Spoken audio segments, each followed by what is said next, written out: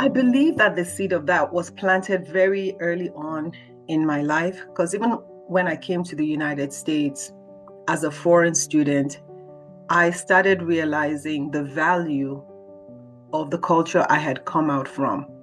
And something within me knew that there was something beautiful, something true about embracing our African culture and knowing that not everything that was necessarily Western was the best for us, that there were some differences and to not shy away from where we came from.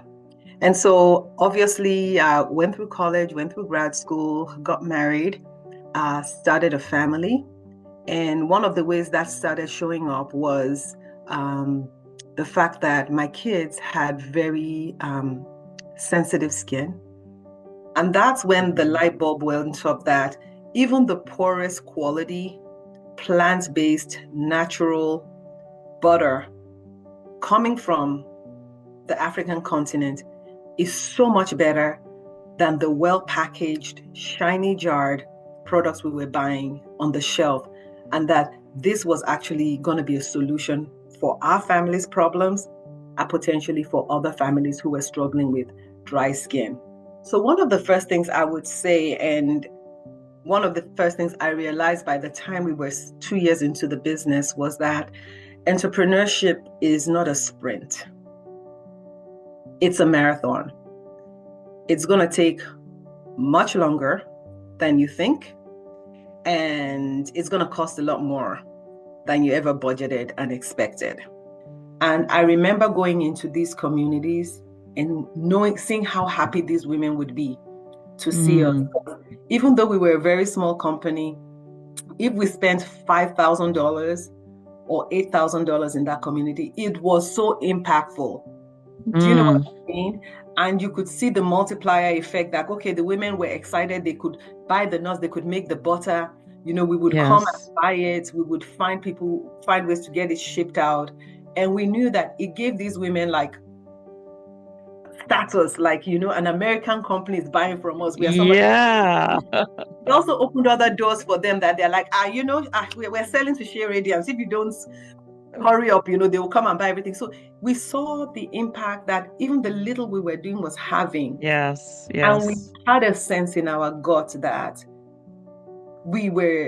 this was what we wanted to do. And we didn't want to disappoint, because some of these women had told us, they're like, you know, people come from the UK and America all the time. They want to take pictures with us, and then they go and they don't buy anything. And we didn't want to be that company. And so my husband Shola and I decided that we would kind of take the hit, but would figure out a way to continue with the business. And that's where starting from scratch again at negative. And that's where the slow, organic, ugly restart began. And Monica, can I be honest with you? That was the character building time of the business, because, you know, when you've launched into a place like that and you've had this huge party and great people there and people are congratulating you and some people have bought from Target. Yes. Roll everything back where you're taking a financial hit. You're eating sardines and eba. Your cars are breaking down. You just are like the opposite of success. Yes. A lot of people didn't know it. And then I started getting invitations to come speak about being in business and success. And I'm like, I can't come and speak to you people. You don't know what my life is like.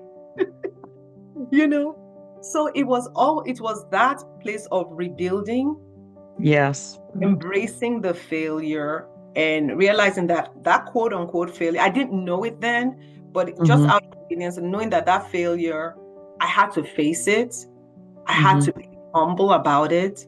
I had to start packing products in the trunk of a car and going from store to store to start selling again. When I was quote unquote supposed to have been so far ahead, I was so far backward, and I had to become okay with that and be able to speak honestly about what it's like to start all over again.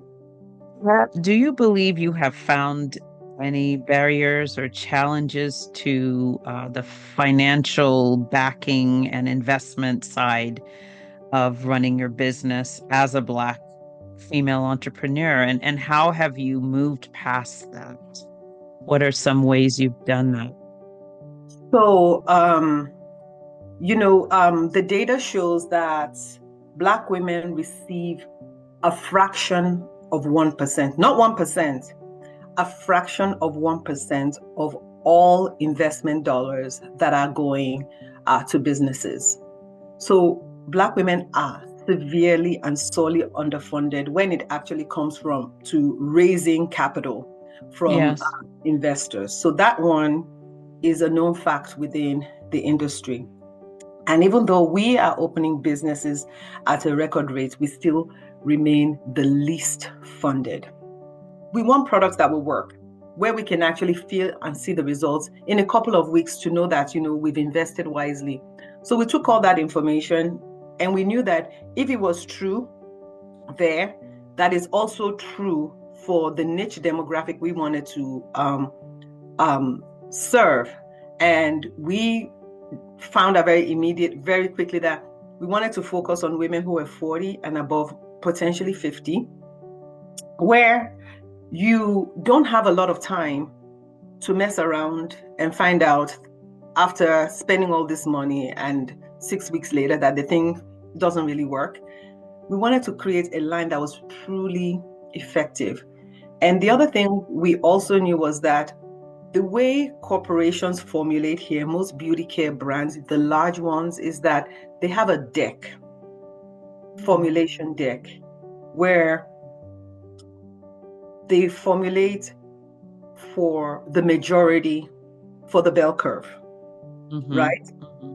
And if you're formulating for the bell curve, most of us, skin-wise, do not fall within the bell curve. We are outliers. Yeah. And skin is skin. Skin is created equally, but skin is different.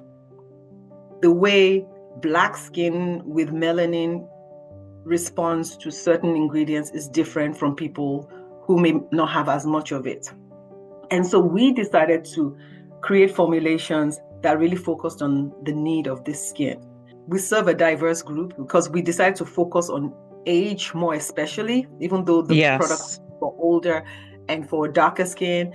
And let me tell you, my white customers, my Middle Eastern customers are raving about how well it works for their skin, because they're wonderful. Like, this is what we needed that we didn't even know we needed.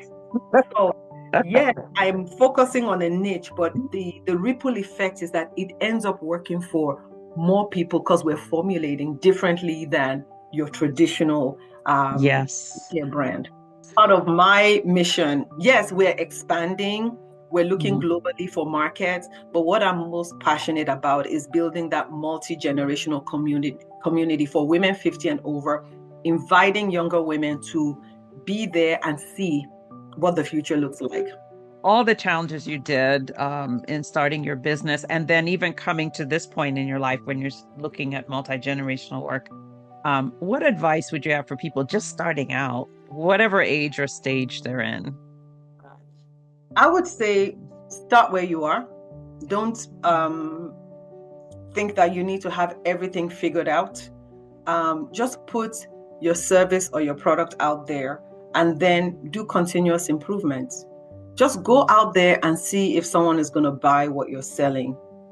And then be in community.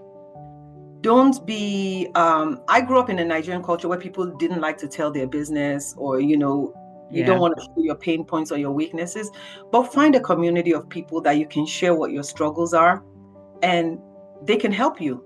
And when you get help, that's something you can pay forward. So I would say start where you are, be in community, be authentic, be willing to receive help, and be willing to provide help. That's where growth begins.